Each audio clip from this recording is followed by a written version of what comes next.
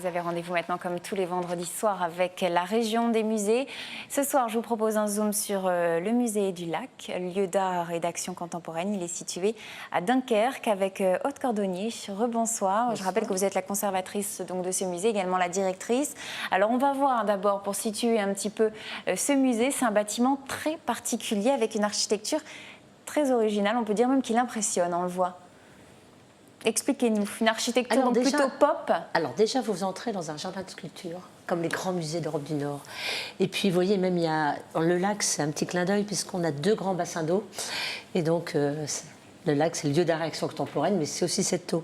Et puis, bon, ce portique d'entrée qui est dû à l'artiste Scrive, et un bâtiment tout à fait comme un ovni en céramique blanche qui vient s'inscrire là dans ce jardin. Quelque part, qui à l'époque répondait, parce que quand le musée a été créé, il était juste derrière les chantiers de France, qui ont disparu depuis. Et c'était un clin d'œil entre la culture et l'industrie, qui avait été voulu par le fondateur du musée, Gilbert Delaine. Ce musée a une histoire tout à fait unique. Voilà, on dit qu'il a une histoire très particulière. Expliquez-nous un petit peu les grandes lignes du lac. Oui, elle est complètement unique, même en Europe, je crois. C'est-à-dire qu'à l'origine, c'est un homme seul qui travaille à la direction de l'équipement et qui tombe totalement amoureux de l'art alors que rien ne le prédestinait à cela. Et tellement amoureux qu'à un moment, il se dit « je dois faire partager cette passion et à tous ceux qui m'entourent à Dunkerque ». Et il décide de demander à un certain nombre de chefs d'entreprise de l'accompagner dans cette aventure.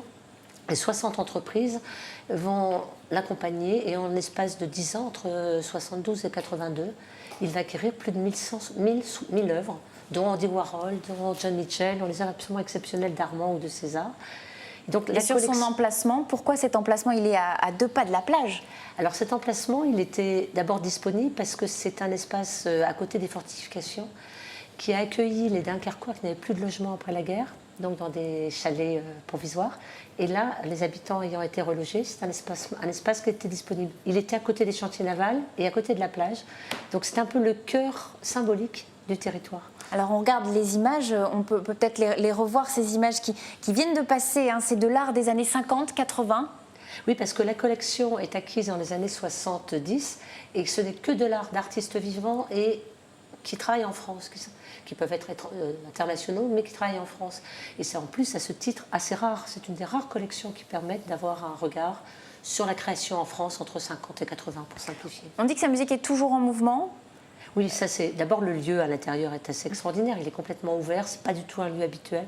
C'est presque une maison de la culture de l'époque, complètement habitée par une collection qui reçoit tellement facilement la musique, la danse ou toute forme d'art. Donc vous renouvelez tous les combien? Comment ça se passe? En gros, on renouvelle tous les 2 fois par an, en jouant un petit peu sur les saisons, le carnaval d'un côté et les journées du patrimoine. Donc 2 grandes expositions de 5 mois et demi. Alors la particularité aussi de ce musée, ce sont les tiroirs. On dit qu'il y a beaucoup de meubles et il faut... Oui, alors voilà. Ça, on avait un espace bizarre qui n'avait pas de mur, qui n'avait pas de hauteur, et une collection qui était riche en art graphique. Et c'est ce qu'on ne voit jamais, pour des raisons de conservation, ils sont très fragiles à la lumière, les dessins et les estampes. Et là, on a pris le pari de se dire, ce qu'on ne voit jamais, on va le présenter. Et puis, on va le présenter d'une manière totalement qui permettra aux visiteurs d'être tout à fait libres. C'est aux visiteurs d'aller chercher l'art. C'est aux visiteurs d'aller, un peu comme s'il est dans une grande brocante et qu'il va chercher lui-même les œuvres. Il va chiner. Il va chiner, voilà. Alors, votre actualité, c'est l'exposition donc, poétique d'objets qui se tient jusqu'au 15 septembre. Dans le cadre de Dunkerque Capitale Culturelle. Dans le cadre de Dunkerque Capitale Culturelle. Alors, on a vu déjà quelques images du musée. On a également des images donc, de cette exposition poétique d'objets. Alors là, on y voit donc... voilà, un porte-manteau, des poignées, des poubelles. Là, une œuvre assez extraordinaire. C'est une œuvre d'une artiste canadienne. Alors, ce sont plein de petits sachets avec des pilules magiques qui doivent vous permettre de vivre de façon magique le monde. Alors, ces pilules, c'est tout en anglais, mais vous voyez un petit peu les textes. Elles questionnent toute l'actualité du monde de façon très humoristique. Il y a des sujets un peu graves et puis des sujets très drôles. Il y en a une, par exemple, en anglais, comment faire pour que votre chat chante comme Céline Dion, pour vous donner un exemple un peu drôle. Puis il y a des choses beaucoup plus graves. Et puis beaucoup d'objets donc, du quotidien. Comme je disais, les relations entre les artistes et les objets comme ça ont changé au fil des années. Mais c'est-à-dire qu'avec Duchamp, en 1913, il y a une rupture complète qui s'opère. L'art, jusqu'à présent, c'était d'abord une question de technique, une question de qualité, une question d'esthétique, d'avoir l'œuvre la plus belle possible. Et à partir de Ceci étant, je caricature un peu parce que déjà il y avait d'autres questionnements. Mais en tout cas, avec le geste du ready-made de Duchamp, qui prend un objet et qui le met simplement dans un musée et ça devient une œuvre d'art, l'art devient d'abord et avant tout une manière d'interroger le monde, de le questionner, de l'inquiéter, de le transformer.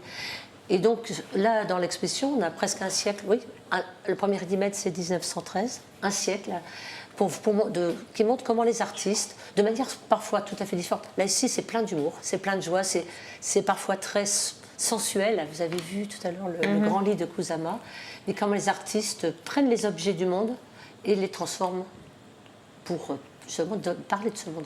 Alors, votre coup de cœur dans ce musée, vous, Aude Cordonnier? Vous en avez parlé tout à l'heure, je crois que c'est le cabinet d'art graphique. C'est parce que d'abord, c'est parce que je crois que c'est un petit peu à mon image. J'aime beaucoup être tout à fait libre. Et les musées, c'est pas toujours évident d'avoir une grande liberté C'est parce qu'en plus, quand je vois les personnes, notamment les jeunes, rentrer dans ce cabinet et puis se faire leur propre miel, chacun des dessins qu'ils souhaitent. Donc c'est ce lieu-là. Puis il y a une œuvre formidable, c'est à découvrir. Mitchell. Oui, alors ça, c'est à découvrir au musée. Un petit mot quand même rapidement sur la nuit des musées demain.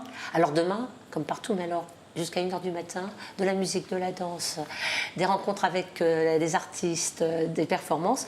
Et puis aussi, moi, je conseille d'aller aussi un petit peu avant la nuit des musées, chez mes collègues et amis d'à côté, à Gravelines, où il y a une très belle exposition par Barthélémy Togo. Merci beaucoup, Aude Cordonnier, d'avoir été avec nous sur ce plateau ce soir pour présenter le lac à Dunkerque.